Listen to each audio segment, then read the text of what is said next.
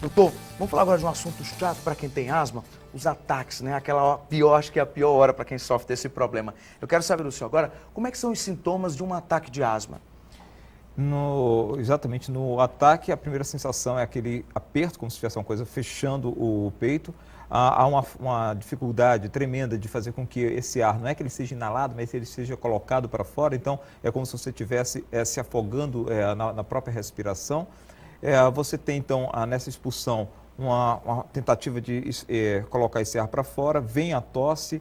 E, então, essa sensação é um desconforto, ou seja, a dificuldade tremenda de respirar, mesmo você tendo o ambiente, né, cheio de ar. Então, para quem está observando e para quem está tendo o ataque, essa é a sensação maior, o sufocamento que o paciente tem com a tentativa que a gente chama de fome de ar, que é o que ele geralmente diz, uma fome de ar naquele momento. Doutor, e quais são as causas da crise? Muitos desconhecem, né? A causa da crise é exatamente quando você tem, em algum desses momentos, dispara esse processo de inflamação de forma abrupta.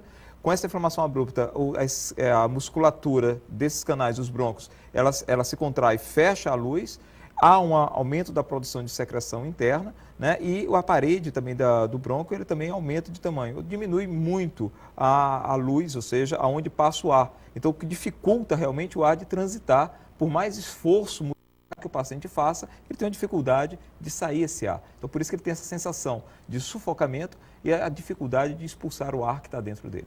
Olha, pessoal, e falando nisso, conviver com a asma não é fácil, principalmente para alguns profissionais que precisam da voz, como eu, ou de fôlego para exercer a função, né, doutor? Nós vamos conhecer agora a história de uma cantora bem conhecida aqui do Piauí.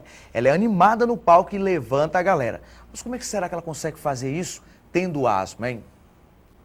Janaína teve a primeira crise de asma aos 2 anos de idade. Fez tratamento até os 16, mas até hoje sofre com o problema. Totalmente difícil. Assim, a gente praticamente não tem vida, né? Eu fui uma criança sem saber o que é sorvete, pipoca. Pipoca até hoje eu não posso. E é horrível. Desde criança não tem cura. Você tem que aprender a conviver com essa bendita doença. Resumindo, é horrível mesmo. Além do incômodo, também sai caro conviver com a asma. Janaína está sempre com a bombinha de aerosol, que custa em média R$ 30 e dura menos de um mês. A cantora, que faz vários shows por semana, vem conseguindo fazer o que mais gosta, cantar, mesmo com alguns imprevistos durante as apresentações. Eu já saí, tirei a injeção da veia e fui cantar várias vezes. Na família, a mãe biológica e uma irmã também têm asma. Janaína, que há pouco tempo teve o primeiro filho, lembra que a pior crise aconteceu durante a gravidez. Com 2 meses de gravidez, quase ia perdendo meu filho, eu terminei o show e fui direto para o hospital e foi horrível. Crise horrível mesmo. Se não tivesse sido a pior da minha vida. Olha só aí a história da Janaína, doutor. Engraçado, né? Que eu já assisti várias apresentações dela e eu nunca imaginei que ela teria asma. Só ver ela contando a dificuldade dela, né? Não é fácil. Uma cantora com asma. É assim mesmo? Dá para conviver, doutor? Assim, dá para levar até onde essa carreira? Bom, com certeza. A gente tem outros elementos, não só cantores que a gente tem contato, mas elementos esportistas de grande monta. O Xuxa, que foi medalhista olímpico, ele é asmático, né? É um asmático sob controle. Então, nós temos possibilidade sim. Aquilo que nós falamos ao princípio é que a asma não tem cura, mas tem controle. E controlado, a convivência na sociedade é normal, fazendo todas as atividades hoje de uma pessoa que não tem asma. Mais tarde a gente vai até falar um pouco mais detalhadamente das atividades, mas antes, doutor, eu quero saber do senhor, a gente viu a Janaína falando que a mãe dela é biológica, com a irmã tem asma. Eu quero saber do senhor se essa doença ela é hereditária. Não dá para a gente dizer que ela tem um caráter de passagem hereditária específico. Nós sabemos que ela tem um caráter genético, não dá para a gente precisar ainda totalmente como é a estrutura genética da asma, mas então por ela ter essa característica genética, sim, tem uma tendência familiar grande. Então, geralmente, pacientes asmáticos, você procura na estrutura de ascendência dele, geralmente tem presença também de outros elementos asmáticos na família. A Janaína, por exemplo, ela acabou de ter um filho, o filho dela está com 1 mês, né, de vida. O que ela pode fazer? Dá para prevenir no caso do filho dela? Não, ou ele vai ter asma? Não dá para saber se ele vai ou não ter asma nesse momento, já que a gente não tem ainda como fazer desencadear dentro da estrutura genômica, ou seja, da estrutura do DNA dele, para saber se ele vai ter ou não asma. Agora, há uma predisposição, visto que na família dela existem vários elementos com asma, existe uma maior tendência dele ter asma. Se ele vai ou não ter asma, não dá para a gente definir de Só momento. o tempo, né, E também doutor? não dá para ela evitar que ele tenha asma. Ela pode evitar que ele tenha crises, e crises severas. Ou seja, se numa situação em que a família tem muitos asmáticos, você acompanha desde bebê, no acompanhamento pediátrico, já vai fazendo a observação. Se alguma das características daquelas resfriados, que é comuns às vezes em crianças, se naqueles resfriados só tem realmente o resfriado ou se tem uma caracterização asmática. Para você já ir fazendo a prevenção, ou seja, evitar que você tenha crises severas, crises que tenham maior desconforto para ele, o paciente. Sei, doutor, e pela experiência que o senhor tem, pelos atendimentos que o senhor faz com vários pacientes, eu queria saber se a asma, de maneira geral, ela pode afetar a escolha da carreira profissional de uma pessoa. Por exemplo, a Jana é cantora, ela consegue, mas todo mundo, todas as carreiras é possível ou não? Tem alguma que o senhor... Olha, se a gente for pensar de uma maneira ampla, hoje com o controle a gente pode ter uma amplidão de carreiras que há 20, 30 anos atrás a gente realmente poderia ter uma certa restrição, porque as medicações evoluíram de tal forma que a gente pode ter um controle bom.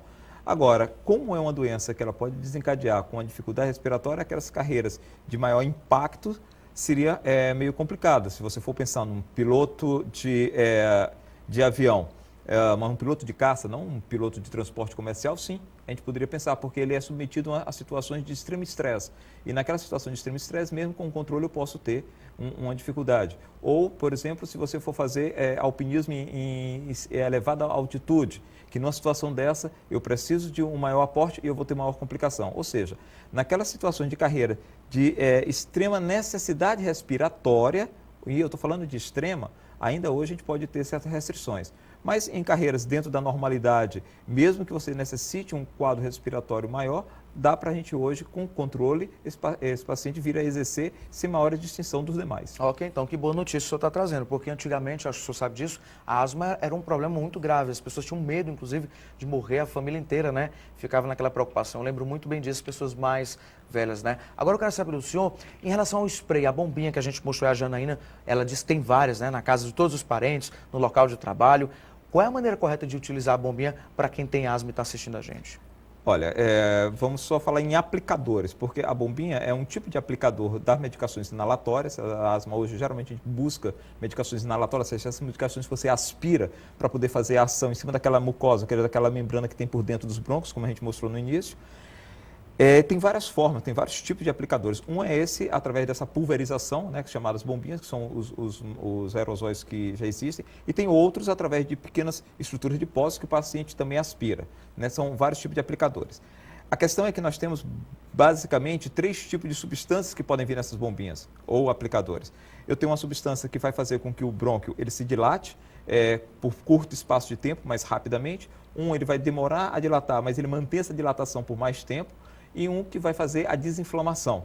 Então, são os 3 processos básicos. Se eu utilizar a substância, que é a mais tradicional, que infelizmente, ainda hoje, até pelos profissionais, é o que mais se utiliza, que é essa de dilatar por curto espaço de tempo, que a gente chama de broncodilatadores de curta ação, dá um alívio imediato, dá uma ação imediata, porém você vai ter que ficar usando várias doses por muito tempo.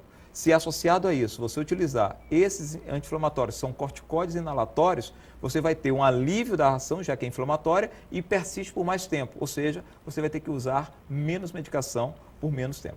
Ok, então, doutor, aqui o telespectador também participa da nossa conversa. Vamos ver a primeira pergunta para o senhor. Meu nome é Elisa. Eu gostaria de saber quais são os cuidados com relação ao ambiente. Então, doutor, o senhor já falou do quarto. Vamos então para outros setores da casa. Quais são os mais complicados? O que nós temos que pensar, e eu não vou falar só da casa, vou falar ambiente de trabalho, ambiente de lazer. Uma das coisas, principalmente aqui no nosso clima, que é extremamente quente, a gente acaba botando ar-condicionados em todos os lugares, né? E o ar-condicionado a gente esquece. Até dentro do carro você coloca ar-condicionado e você esquece que aquele aparelho ele faz uma canalização de ar. E essa canalização de ar, às vezes, acumula poeiras e acumula também aqueles bichinhos que nós falamos, ácaros, fungos, dentro dessa estrutura. E nós esquecemos que tem que ser limpo. Não só o das casas, da residência, da gente no trabalho, mas também o do carro. Você tem filtros que têm que ser limpos e lavados periodicamente, de preferência semanal ou quinzenalmente, e o próprio aparelho tem que ser aberto e a tubulação dele também ser limpa.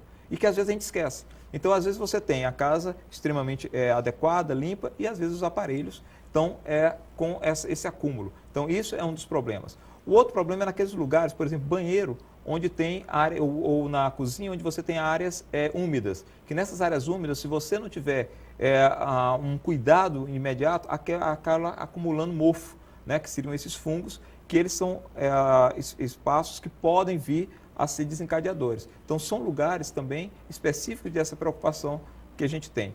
Um dos detalhes que já você falou em outros lugares da casa, às vezes a gente tem dentro do espaço hoje, já que a gente fica em contato direto com a televisão, lugares onde você tem alcochoados, sofás, poltronas, onde você às vezes se alimenta nesses lugares e você cai pequenos detritos nos cantos e você não faz essa limpeza frequente. E esses pequenos detritos também são desencadeadores, porque ali vai crescer esses bichinhos e você vai ter um maior lugar de a presença deles, às vezes quando se deita ou você está perto desses lugares. Ok, então, doutor, tá aí as dicas, mas a gente tem mais uma pergunta para o senhor, vamos ver? Meu nome é Josi, eu queria saber quem fuma tem problema de asma? Olha aí, doutor, asma eu não sei, mas outras doenças sim, mas e a asma, doutor? Bom, o cigarro não desencadeia a asma, né? A asma é uma doença inflamatória que já vem. Agora, o paciente que é asmático, que fuma, é um paciente que, além dos malefícios do fumo, vai ter quase que crises frequentes de asma. Ou seja, como a asma ela é uma doença inflamatória que ela se prejudica com alterações do ambiente, o paciente tabágico, ele é um paciente que tem uma poluição individual. Então, ele está o tempo todo poluído. Mesmo que o ambiente esteja controlado, ele não vai estar controlado porque ele está se poluindo. Então, o cigarro e a asma não são duas coisas que dão certo. Não só pelo cigarro, mas porque ele vai produzir várias crises asmáticas. Ok, então, doutor, vamos tomar água, porque a seguir nós vamos saber se existem tratamentos para asma e quais são eles, depois do intervalo.